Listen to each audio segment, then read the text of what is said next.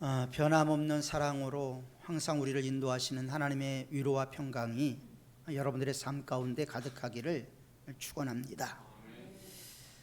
교회란 무엇일까요? 교회가 무엇이냐고 질문하면 거기에는 여러 대답이 있을 것입니다. 그러나 교회가 교회되기 위해서는 5가지가 꼭 있어야 된다라고 이야기를 합니다. 반드시 예배가 있어야 되죠. 헬라어로 레이뚜르기아라고 이야기를 합니다. 그리고 성도들 간에 벽이 없고 허물이 없는 끈끈한 교제가 있어야 합니다. 이 교제를 코이노니아라고 이야기를 합니다. 그리고 나서 교회는 세상을 향해서 봉사하는 교회가 되어야 되죠. 디아코니아라고 말합니다. 그렇지만 이 모든 것을 이루기 위해서는 반드시 교육이 필요합니다. 그래서 교회는 끊임없이 교육을 해야 되고 성도들은 끊임없이 교육을 받아야 합니다. 그래서 그걸 디다케라고 이야기를 합니다. 그리고 마지막엔 이 모든 것을 다른 사람들에게 전파하는 선교, 미션이 반드시 존재해야 하는 것이죠. 이 5가지가 교회를 바르게 세워가는 기둥이다, 이렇게 이야기를 합니다. 예배는 있는데 교제가 부족하다든가 봉사가 없다든가 또 교육을 하지 않는다든가 할 때 교회의 건물은 온전할 수가 없고 위험한 상태가 되는 것이죠. 그래서 교회는 균형이 중요합니다. 균형이 있는 교회가 될 때 그 교회가 건강해지고 그 교회가 활기를 얻게 되는데, 오래전부터 우리에게는 이 균형이 이 삐그덕삐그덕거리기 시작을 했습니다. 예배가 무너졌고요, 교제가 무너졌고요, 봉사가 무너졌고 교육이 무너졌고 선교가 무너져 버리고 말았습니다. 왜 이러한 일이 생겨났을까요? 그것은 우리가 너무나 하나님 중심에서 자꾸 인간 중심적인 생각으로 우리의 시각을 바꿔가기 때문입니다. 입으로는 하나님이 살아계시고 하나님 전능하시고 하나님은 무소불능하신 하나님이다라고 고백을 하지만 우리의 삶 속에서는 하나님을 떠난 적이 너무나 많이 있다라는 거죠. 성경에 보면 남유다의 역사가 그랬고 북이스라엘의 역사가 그랬습니다. 그래서 하나님은 끊임없이 예언자들을 보내서 돌아와라. 왜 죽으려고 하느냐? 돌아와라. 너희들이 살 수 있는 길은 회개하고 내게 오는 길밖에 없다. 그렇게 많은 예언자들이 목이 터져라고 외쳤지만 그들은 끝내 그 음성을 듣지 않았죠. 그 결과 주전 722년에 북이스라엘은 아수르 제국에 의해서 비참하게 멸망이 됩니다. 그리고 100여 년 뒤에는 남유다 역시도 586년에 바벨론의 느부갓네살 왕에 의해서 무너지고 말지요. 70년 바벨론 포로 생활이 이어지게 됐습니다. 왜 이런 일들이 일어났을까요? 하나님을 떠났기 때문에, 하나님의 말씀이 없기 때문에. 하나님을 떠나고 하나님의 말씀이 없으니까 마음의 은혜가 없어요. 마음의 은혜가 고갈되니까 마음이 강팍해집니다. 마음이 완악해져요. 그래서 누가 말을 해도 날카롭게 듣고 또 왜곡해서 해석을 하는 경우들이 많이 있습니다. 하나님은 하나님의 교회가 건강하고 하나님의 교회가 믿음 가운데 바로 세워지기를 원하고 계십니다. 이게 하나님의 간절한 소원이죠. 그럼에도 불구하고 그렇지 못한 교회들이 너무나 많다라는 것을 우리는 요한계시록의 7교회를 통해서 살펴보게 됩니다. 에베소 교회 어땠습니까? 첫사랑을 잃어버린 교회였어요. 여러분, 우리들의 삶 가운데서 주님을 뜨겁게 만났던 경험이 있었을 것입니다. 그 첫사랑이 어디 갔을까요? 주님 때문에 기뻐하고 주님 때문에 감격하고 주님 한 분 때문에 가진 것이 없어도 모든 것을 가질 것 같았던 그런 감격의 순간들이 어디로 사라져 버렸을까요? 사대교회는 살았다는 이름은 있지만 실상은 죽은 교회라고 예수님 말씀하셨습니다. 교회의 모습은 갖고 있습니다. 예배도 드립니다. 만나서 식사도 합니다. 그런데 예수님은 4대 교회가 죽은 교회라고 얘기를 해요. 여러분, 예수님의 준엄한 심판 앞에서 우리 교회가 살아있는 교회로 인정받을 수 있을까? 한번 우리는 이걸 심각하게 고민해 둘 필요가 있다라는 거예요. 우리의 생각 갖고 평안하다, 안전하다 하는 것은 믿음이 아니에요. 하나님의 말씀의 기준으로 돌아가서 하나님의 말씀의 기준의 거울에서 우리가 올바로 행하고 있는가? 교회가 예배가 바로 드려지고 성도들 간에 서로의 적이 없이 끈끈한 교제가 이루어지는가? 봉사가 있는가? 또 교육이 제대로 이루어지고 선교가 제대로 되는가 하는 것을 생각해 봐야 한다는 거죠. 이것이 안 되면 죽은 교회라고 예수님은 말씀하실 것입니다.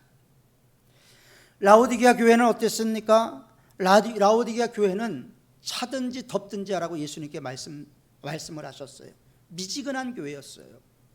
좀 모여서 뜨겁게 기도하고 좀 단합도 되고 하나 되는 마음이 있어야 되는데, 라오디게아 교회는요, 차지도 않고 덥지도 않고 미지근한 교회.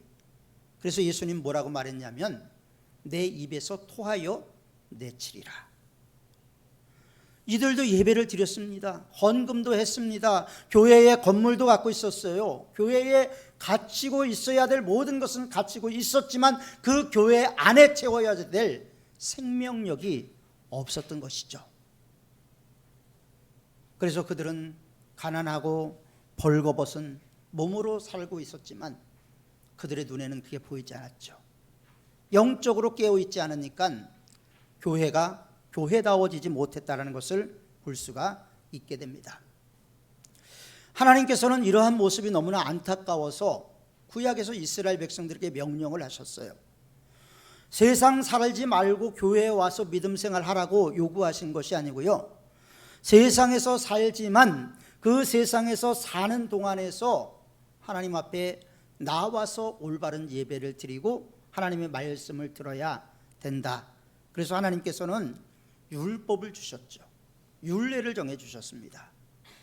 그리고 오늘 성경에 보면 이스라엘 백성들은 적어도 3번, 1년에 3차례 하나님 앞에 예배를 드려야 됐어요. 그 당시 때는 교회가 예루살렘 교회 하나밖에 없었고 성막이 하나밖에 없었기 때문에 먼 곳에서 살아도 예배를 드리러 왔기 때문에 하나님께서 배려 차원에서 무조건 1년에 3번 이상은 내게 보이라 말씀하셨죠. 이것은 이스라엘 백성들에게 선택의 사항이 아니었어요. 하나님의 명령이었습니다. 그런데 우리는 하나님의 명령을 선택 사항으로 여기고 있기 때문에 문제가 돼요. 대학을 다닐 때 선택 과목은요, F를 맞아도 학점이 차면 졸업할 수가 있어요. 그런데 전공 필수는 F를 맞으면 졸업을 못합니다. 신앙생활의 대부분은 전공 필수인데 전공 필수에 우리가 지금 몇 점을 맞고 있느냐 생각해 봐야 된다는 거죠. 하나님은 우리가 올바른 믿음 생활하기를 애타하시고 간절히 원하고 계시는데 우리의 삶은 점점 하나님 앞으로 멀어지고 우리의 생각과 우리의 뜻과 우리의 판단으로 모든 것을 행하려고 하는 경우들이 많다라는 것입니다. 제가 봐도 안타까운데 하나님이 보면 얼마나 안타까워하실까. 하나님의 명령 잘 지켜야 됐죠. 그래서 하나님께서는 이스라엘 백성들에게 감사의 절기를 철저하게 지킬 것을 명령을 하셨습니다. 왜냐하면 감사하는 사람이 되어야지 올바른 믿음의 반열에 쓸 수가 있기 때문입니다. 사람이 짐승과 다른 점은 뭐죠? 감사할 수 있다는 겁니다. 그럼에도 불구하고 감사하지 않는다면 그것은 금수와 버러지만 못하다라고 이야기하지 않습니까? 그래서 사람이 은혜를 입으면 고마워하는 거예요. 뿐만 아니라 우리가 감사하는 마음을 가지고 살게 되면요, 일단 내 마음이 넓어져요. 내 마음에 기쁨이 있어요. 내 마음에 평안이 옵니다. 그런데 남에게 감사하는 마음이 없을 때 우리는 조급해지고 답답해지고 점점 내 자신 안에 나를 가두어 놓는 그런 문제들이 발생하게 됐죠. 부모에게 감사하는 사람들은 심성이 곱습니다.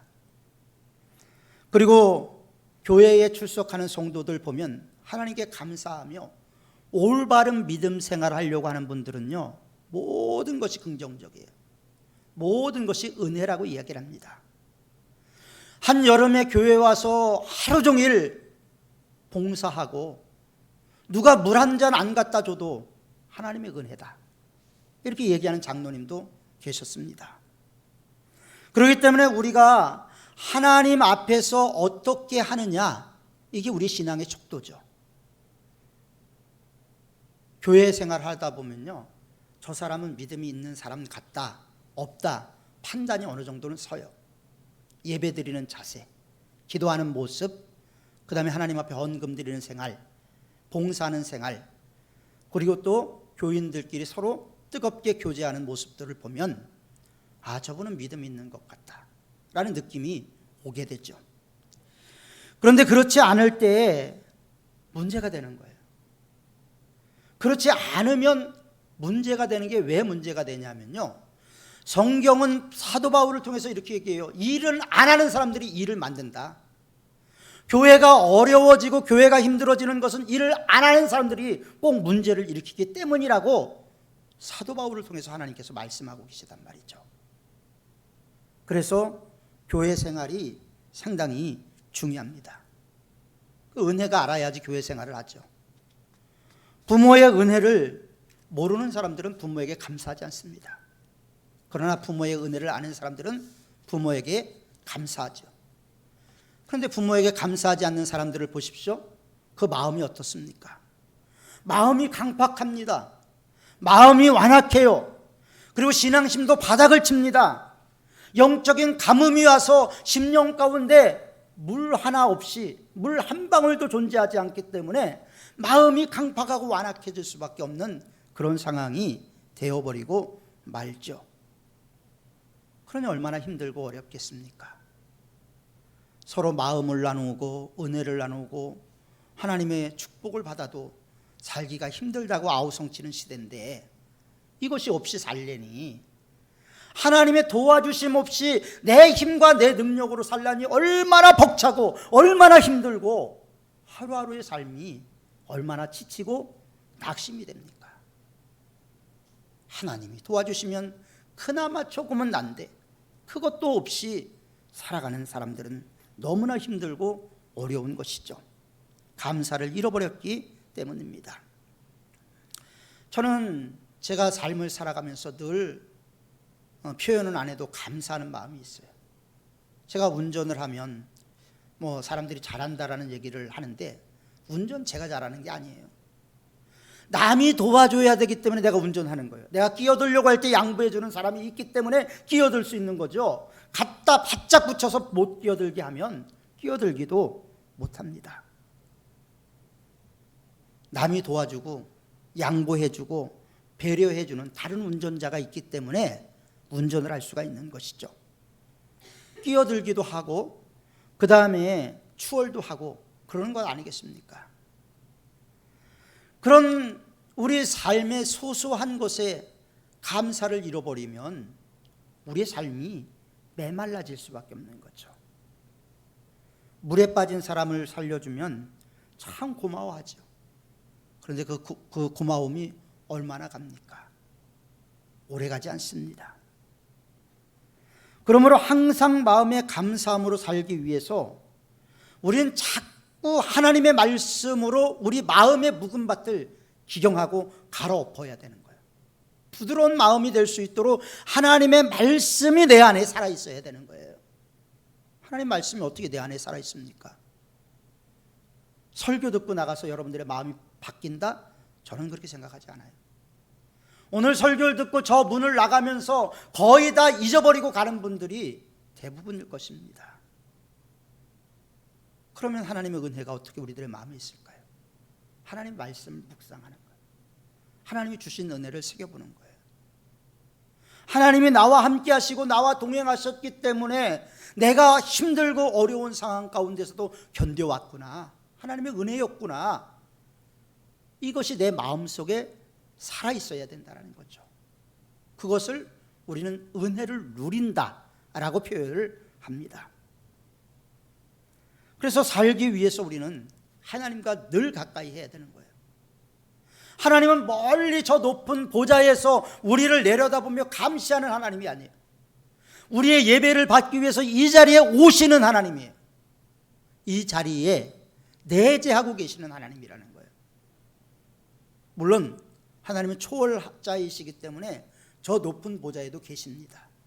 그러나 하나님은 우리들의 마음속에도 들어오시고 우리의 예배를 받기 위해서 이 자리에 자정하고 계시는 거예요. 지금 우리 눈에 보이지 않지만 하나님이 이 교회 안에 자정하셔서 우리의 예배를 받고 있잖아요.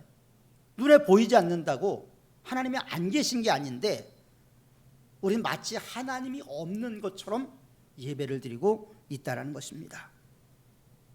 우리 신앙이 마찬가지예요. 하나님의 은혜를 잃어버리면요, 감사가 사라집니다. 마음이 뜨거우면 뜨거워질수록 하나님의 은혜만 생각이 나요. 신앙이 뜨거워지고 하나님과 더 충만한 은혜를 누리면 하나님이 나한테 주신 것, 감사한 것밖에 기억이 나지 않습니다. 그러면 하나님에 대한 신앙도 두터워지는 거예요. 믿음이 점점 얇아지는 게 아니라 신앙생활을 하면 할수록 믿음이 두터워지고 하나님의 더 큰 은혜를 누리고 하나님이 주시는 축복, 성경에 기록된 그 축복을 누릴 수 있는 성도가 되어야 되는데 축복은 많은데 누리지 못하는 참 안타까운 우리 현실이 보입니다. 그러면 하나님께 대한 감사도 사라지죠. 하나님을 멀리하게 되면 신앙심도 사라집니다. 은혜가 없으면요, 신앙생활이 재미도 없습니다. 은혜가 있어야 되는 거예요. 그래서 하나님은 이스라엘 백성들에게 그 은혜를 잊지 말라, 그런 의미에서 1년에 최소한 3번은 내게 얼굴을 보여라. 그것은 바로 유월절과 맥추절과 수장절입니다. 유월절은 여러분들이 잘 알다시피 이스라엘 백성들이 아비벌에 출애굽을 했습니다. 그들은 하나님의 은혜로 출애굽을 했죠. 이스라엘 백성들 절대 자기 힘으로 출애굽할 수 있는 상황이 아니었습니다. 430년을 종살이를 했어요. 물론 430년 전체는 아니지만 400년을 넘게 종살이를 했단 말이에요. 독립운동, 출애굽, 군사력 아무것도 없어요. 하나님께서 애굽에 10가지 재앙을 내리셨어요. 왜 내리셨죠? 하나님은 시퍼렇게 살아계신 하나님이라는 것을 이스라엘 백성들에게 보여줌으로 그들의 믿음이 향상되고 애굽 사람에게 보여줌으로 말미암아 하나님에 대한 두려움을 갖게 하기를 원하셨던 거죠. 그래서 10가지 재앙을 내립니다. 그래서 이스라엘 백성들은 종살이를 청산하고 출애굽을 하게 됐죠. 그것을 기억하는 절기가 바로 유월절입니다. 이 유월절은 우리 예수님이 십자가에 못 박히는 절기하고도 연결이 됐죠. 우리의 구원하고 연결이 되는 겁니다. 그리고 두 번째로 맥추절, 초실절이라고도 해요. 초실절이라는 말은 뭐냐면 처음 나오는 곡식에 낫을 대는 거예요. 그러니까 하나님께서 햇빛을 주시고 물을 주시고 공기를 주셔서 곡식이 자라서 이 곡식을 자라나게 한 게 하나님이다. 그러니까 무엇을 봐도 하나님을 기억하게 만드는 거죠. 내가 땀 흘려서 이 곡식이 자란 게 아니고 하나님이 주셨다, 하나님의 은혜다, 이것을 기억하면서 하나님 앞에 제사 드리는 게 맥추절이에요. 왜 맥추절이라고 이야기하냐면 이스라엘 땅에서 가장 먼저 나오는 곡식이 보리였습니다. 보리였기 때문에 맥추절 또는 초실절 이렇게 이야기를 하는 것이죠. 하나님이 주셨다라는 거예요. 그러니까 추수하면서 누구를 생각해요? 하나님을 생각하는 거예요. 그 다음에 세 번째로 수장절이 있습니다. 수장절은 우리식으로 얘기하면 추수감사절이죠. 모든 것을 추수해서 창고에 드리는 것, 이게 수장절이죠. 그래서 왜 하나님께서 이런 절기를 지키도록 명령하셨냐면, 첫째가 하나님을 기억하라는 거예요. 하나님이 잊지 말라라는 거예요. 아, 이 모든 것이 하나님이 주셨구나. 하나님이 햇빛을 안 주시면, 하나님이 비를 안 주시면 곡식이 자라날 수 없었지. 하나님이 하셨구나. 하나님의 은혜구나. 하나님이 베풀어 주신 축복이구나. 이게 절기 속에 나오는 거예요. 그래서 절기가 중요한 거예요. 스펄전 목사님은 감사하면 할수록 감사의 조건이 많아진다고 얘기를 했습니다. 촛불을 보고 감사하면 촛불을 주신 주님께서 전등불을 주시고, 전등불을 주신 주님께 감사하면 달빛을 주시고, 달빛을 주신 주님께 감사하면 달빛을 주시고, 달빛을 주신 주님께 감사하면 햇빛을 주시고, 햇빛을 주신 주님께 감사하면 영원한 천국을 주신다 라고 말씀을 하고 있습니다. 이스라엘 백성들이 홍해를 육지같이 건넜습니다. 그때 상황을 여러분 상상해 보십시오. 좌우로 도망갈 곳 없습니다. 앞에는 홍해가 가로막고 있습니다. 뒤에서는 애국 군대가 추격해 오고 있어요. 전멸될 위기 상황. 근데 하나님이 모세를 통해서 밤새도록 바닷물을 가르시죠. 동풍을 불게 해갖고 모세가 지팡이를 쳐서 홍해가 갈라진 게 아니에요. 하나님이 밤새도록 일하셨어요. 하나님은 이렇게 하나님 중심으로 하나님의 말씀대로 가려고 할 때 하나님께서 은혜를 주시는 거예요. 하나님께서 일하시는 거예요. 내가 일하려고 하니까 힘들지만 하나님이 일하시면 쉬워지는 겁니다. 제가 늘 즐겨하는 말이지만, 하나님과 함께하면 어렵고 힘들고 험한 길도 쉽게 갈 수가 있어요. 그러나 하나님이 없이 가면 평탄한 길, 쉬운 길도 어렵게 갈 수밖에 없는 게 우리 인생이라는 것. 그래서 하나님이 중요한 거예요. 이스라엘 백성들이 홍해를 육지같이 건넜어요. 얼마나 기뻤는지 몰라요. 출애굽기 14장 보면요, 15장 보면요, 막 너무나 좋아서 모든 여인들이 나와서 소고치고 춤추며 미리암을 중심으로 막 찬양해요. 모세도 하나님께 감사하는 그 노래를 부릅니다. 너무나 기뻤어요. 왜?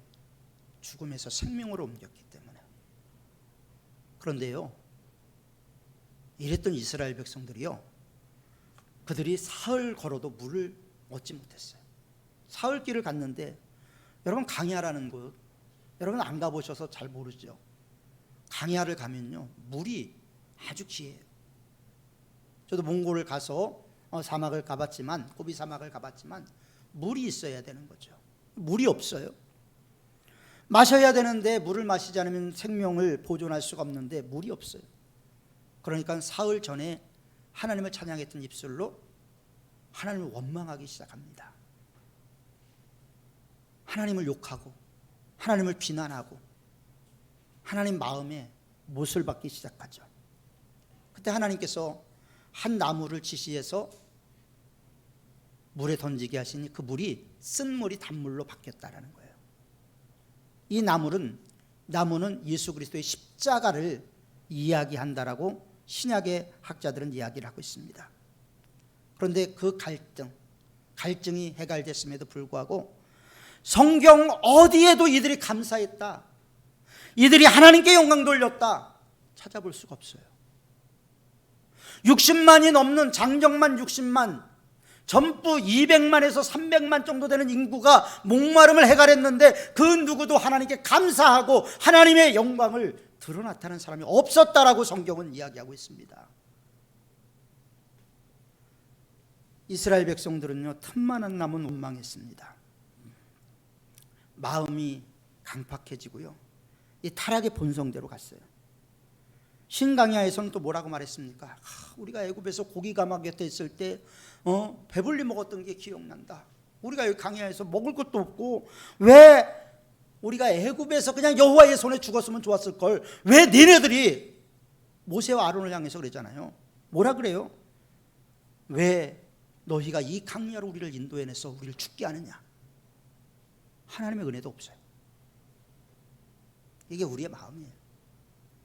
하나님이 없으니까, 은혜가 없으니까 이제는 출애굽을 위해서 사용된 도구였던 모세와 아론에게 비난합니다. 너희가 우리를 이 강야로 인도하여 죽게 하는도다. 노예가 뭘 그렇게 배불리 먹었겠어요? 그때 하나님 또 어떻게 메추라기를 주시잖아요. 하나님 먹을 걸 또 주셨어요. 그런데 이때도 하나님께 감사했다는 말이 없습니다. 느비딤에서도 마찬가지예요. 느비딤에서도 물이 없을 때 반석을 쳐서 물이 나오겠어요? 감사하지 않았습니다. 오히려 모세가 너무나 이스라엘 백성들이 아우성치고 하나님의 말씀을 거역하니까 마음속에 분노의 감정이 일어나서 바위를 돌로 치면서 내가 너희를 위하여 물을 내랴. 하나님의 이름을 찾지 않아서 모세가 결국 가나안 땅에 들어가지 못하는 비극을 그 느비딤에서 맞이하게 되는 거예요. 얼마나 마음이 아픕니까? 그 위대한 지도자가 결국은 백성들의 원성과 아우성이 너무 크니까 감당하지 못하고 선을 넘어감으로 말로만 해도 되는 걸 반석을 지팡이로 치면서 분노의 감정을 드러내므로 그 어려움을 당하게 되었습니다. 민수기 14장을 보면요, 하나님 뭐라고까지 얘기를 하냐면, 나를 원망하는 이 악한 백성들 내가 언제까지 참아야 되느냐? 내가 얼마나 더 참아야 되느냐? 너희의 시체가 이 강야에 다 엎드러질 것이다. 하나님이 참고 참았는데도 도저히 용납할 수 없는 상태가 되니까 20세 미만만 남겨두고 20세 이상은 다 강야에서 죽게 만들잖아요. 그리고 여호수아 갈렙 외에는 그 누구도 가나안 땅에 들어가지 못합니다. 불평이 이렇게 무서운 거예요. 불평은요, 전염성이 너무나 강해요. 교회에서 한 사람이 불평하기 시작하면 그 불평이 불평을 낳습니다. 무서운 속도로 변화되기 때문에 하나님은 불평을 하지 말라고 말씀하시는 거예요. 이스라엘 백성들이 여리고를 돌 때도 하나님께서 침묵시킨 이유가 뭐냐면, 입만 열면 불평불만하니까 거기서 침묵시키지 않으면, 아이고 이게 뭐 하나님이 뭐 이게 이렇게 해갖고 이게 여리고 성이 무너지겠어? 이 강한 성이 어떻게 무너져? 궁시렁거리면서 갈 거 뻔하니까 침묵하게 하시잖아요. 하나님께서 하시죠. 왜 이렇게 불편한 인생들이 됐을까요? 하나님의 은혜를 빨리 잊어버리기 때문입니다. 원망하는 데 익숙하다 보니까 감사할 제목도 찾지 못하고 감사할 틈도 만들지 못했습니다. 그러면서 하나님께서는 이스라엘 백성들이 감사하는 백성이 되기를 원해서 절기를 만드신 거예요. 너는 내 앞에 나와라. 그러면서 절기를 어떻게 지키라고 얘기를 하시냐면요, 첫 번째로 주신 복을 따라 힘대로 자원하여 줄거이 드려라. 주신 대로. 그러면서 뭐라 그래요? 힘대로. 하나님 앞에 예물을 드릴 때는 마음을 다하고 뜻을 다하고 힘을 다해서 드리라. 그렇게 말씀을 하십니다. 내 하나님 여호와께서 내게 복을 주신 대로 내 힘을 헤아려 자원하는 예물을 드리고, 너희 중 모든 남자는 1년 3차 무교절과 77절과 초막절에 내 하나님 여호와께서 택하신 곳에서 여호와께 보이되 공수로 여호와께 보이지 말고 각 사람이 내 하나님 여호와께 주신 복을 따라 그 힘대로 예물을 드릴지니라. 빈손으로 오지 말라는 거예요. 하나님 앞에 나올 때 빈손으로 나오지 말라고. 그렇다고 하나님이 가난해서 모든 것이 하나님, 은도 내 것이요 금도 내 것이라는 하나님께서 우리 마음, 물질 있는 곳에 마음이 있기 때문에 그래요. 교회를 진짜 사랑한다면 물질이 함께 가는 거예요. 마음이 가기 때문에 봉사도 하는 거예요. 그래서 어디 가자 그러면 모든 일을 제쳐놓고 단합하고 함께하고 연합하는 것이 중요한 것이죠. 교회의 하나됨은 상당히 중요합니다. 11조도 여기에 속하죠. 얼마를 드렸느냐가 중요한 게 아니죠. 부자가 1,000만 원 헌금 드리는 것과 가난한 사람이 1,000만 원 헌금을 드리는 것은 분명히 다른 겁니다. 따라서 각자 주신 복을 따라 힘대로 자원하는 예물을 드리라고 말씀하고 있습니다. 하나님은 우리가 감사하는 마음을 가지고 항상 감사의 생활을 할 때 우리 안에 감사가 더 많게 만들어 주시는 거예요. 우리 안에 기쁨이 충만하게 만들어 주시는 거예요. 우리 안에 은혜가 넘쳐 흐르게 만들어 주시는 것입니다. 두 번째로 함께 나누며 즐거워하라. 너만 기뻐하지 말고 함께 나누라는 거예요. 함께라는 건 뭐예요? 우리 모두를 얘기하는 거예요. 우리 모두 함께라는 말이 상당히 중요합니다.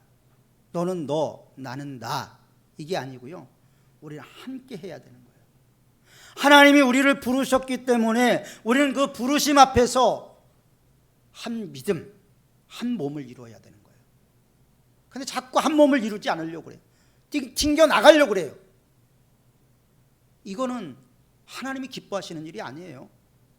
물론 여러 가지 이유가 있겠지만 하나님은 하나 되고 연합되고 그리스도 안에서 은혜에 충만한 데 이르기를 원하고 계시기 때문에 내가 자꾸 튕겨나가는 것은 바른 믿음 생활하는 게 아니에요. 믿음을 까먹고 있는 행동을 하는 거란 말이죠.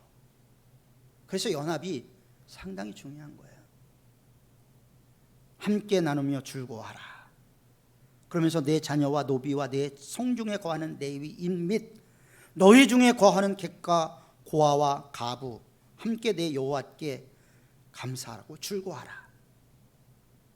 객들까지, 나그네들까지 함께 기뻐하라는 것입니다. 그래서 우리는 잠시라도 하나님의 은혜를 잊으면 안 되는 것이죠. 만일 예수님을 믿고 구원을 얻었는데 이 은혜가 없다면 우리 믿음은 축정이가 돼버린 거예요. 예수님을 믿어서 구원 얻게 된 은혜가 얼마나 감사해요. 근데 그 감사 어디로 갔습니까? 걱정거리만 하고 있고 앞이 막막하고 답답한 그런 현실 속에서 하나님을 보도록 노력해야 되는데 하나님을 안 보고 오히려 자꾸 내 힘과 내 능력으로 해보려고 하니까 지치고 낙심되고 병들고 나중에는 가진 것 없고 다 빈털터리가 되어버리고 마는 것이죠. 우리는 잠시라도 하나님의 은혜를 잊으면 안 됩니다. 사람은 너무 부유해지면요, 또 너무 가난하면 하나님의 은혜를 사모하는 것에서 점점 약해지는 것 같아요. 그래서 내가 먹어서 배부르고 아름다운 집을 짓고 거하게 되면 또 내 우양이 번성하며 내 은금이 증식되며 내 소유가 다 풍부하게 될 때 두렵건대 내 마음이 교만하여 내 하나님 여호와를 잊어버릴까 하노라. 가지면 가질수록 하나님을 잊어버릴까 두렵다. 누가 하신 말씀인지 아십니까? 하나님이 하신 말씀이 하나님이 복을 주시고 싶은데 이 복으로 나를 배반할까 봐 못 주시는 복이 얼마나 많겠습니까? 우리가 찬송가 딱 펼치면 1장에 뭐가 나오죠? 만복근은 주 하나님이에요.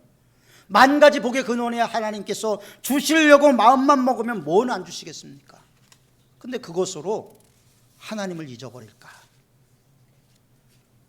절망과 고통 가운데 있다 할지라도 하나님을 기뻐하고 찬양하면 하나님께서 열매를 주시고 은혜를 주셔요. 헬렌 켈레, 그는 청각장애, 2중 3중의 시각장애까지 장애를 갖고 있었어요. 그런데 그는 인류를 위한 봉사하는 사람이 됐습니다. 존 버녀는 감옥에서 그 유명한 철로 역정을 썼어요. 천국에 가는 길이 결코 쉬운 길이 아니다라는 것을 그는 소설 철로 역정을 통해서 썼어요. 배운 것도 없는 사람이었어요. 땜쟁이였어요. 땜쟁이.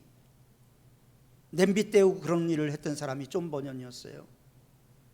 그러니까 존 버년을 잡아가둘 때 냄비만 때우는 것이 아니라 사람들이 영혼까지 때운다고 반대 세력들이 비난하기도 했습니다.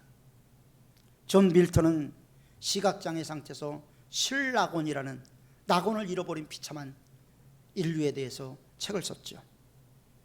칼빈은 38가지 병을 앓았대요. 별명이 걸어다니는 종합병원이었습니다. 그럼에도 불구하고 그는 26살에 기독교 강요를 썼고 종교개혁을 완성을 했습니다. 에디슨은 열차간에서 연구를 하다 불을 내서 기사대기로도 맞아서 그때 고막이 나가서 듣지를 못했어요. 그러니까 나중에 뭐라고 얘기냐면 듣지를 못했기 때문에 연구에만 전념할 수 있었다. 감사하다라고 얘기를 했어요. 이들의 공통점은 신체의 약점이 결국 우리를 무너뜨리지 못한다는 거예요. 제 친구 중에 치과 의사로 있는 친구가 있는 건 여러분들이 아실 겁니다. 지금 이제 암에 걸렸는데요. 저랑 자주 통화를 하면서 너무 감사하다라는 거예요. 너무 감사하대요. 병 들고 나서 오히려 믿음이 얼마나 뜨거워지고 충만해지고 아주 그냥 성령 충만한 사람 같아요. 올해까지만 치과를 하고 이제 완전히 라오스로 들어가서 선교 생활을 하려고 했는데 선교 가기 전에 하나님께서 여기서 발견하게 해준 게 얼마나 감사한지 모른다. 만약에 가서 이 일이 발견됐으면 얼마나 선교고 뭐고 아무것도 못하고 돌아와야 되는데 하나님께서 일하시는 게 보인다. 절망 가운데서 하나님을 봤어요. 절망 가운데서 하나님의 능력을 받고 감사를 하게. 우리도 마찬가지입니다. 하나님은 우리가 이 세상에서 감사하며 살기를 원하고 계시고요, 이 감사가 우리의 삶 가운데 넘쳐 흐르기를 원하시고 계십니다. 여러분 생각해 보십시오. 얼마나 감사합니까? 비록 물은 좀 새지만 우리 건물을 갖고 예배드리는 교회라는 게 얼마나 감사해요. 또 봉사 안 하는 분들이야 뭐 안 하지만 봉사하는 분들이 있어서 예배드리고 은혜를 누리는 것도 얼마나 감사합니까? 옆에 함께 신앙생활하는 사람, 서로 이야기할 수 있는 사람이 있다는 것이 얼마나 감사합니까? 우리에게 걸어온 순간순간들 되돌아보면 감사할 것 많죠. 그렇기 때문에 맥주 감사절을 지내면서 여러분 오늘부터 하루 3가지 감사한 것들을 한번 생각해 보시기 바랍니다. 하나님께서 나에게 주신 것이 감사한 게 얼마나 많이 있어요. 없는 것 갖고 하나님 원망하지 말고 주신 것 갖고 감사하면 주시지 않은 것도 반드시 채워주시는 하나님이신 줄 믿습니다. 하나님은 10,000가지 복의 근원이십니다. 그래서 교회가 교회다워지기 위해서 내가 우리 교회에 감사하고 교회가 모임이 있을 때마다 열심히 참석하고 성도의 교제를 나누고 그리스도 안에서 끈끈한 사랑으로 하나 되는 교회가 되기 위해서 내가 그 일을 감당할 때 하나님께서 우리를 더 큰 축복, 더 큰 은혜의 자리로 인도해 주시는 줄 믿습니다. 그 은혜를 누릴 수 있도록 우리 모두가 마음을 다하고 뜻을 다하고 힘을 다하여 하나님을 섬기고 또 성도들 간의 관계에서 뜨겁게 교제하는 우리 삼교회가 되시기를 축원합니다. 기도하겠습니다.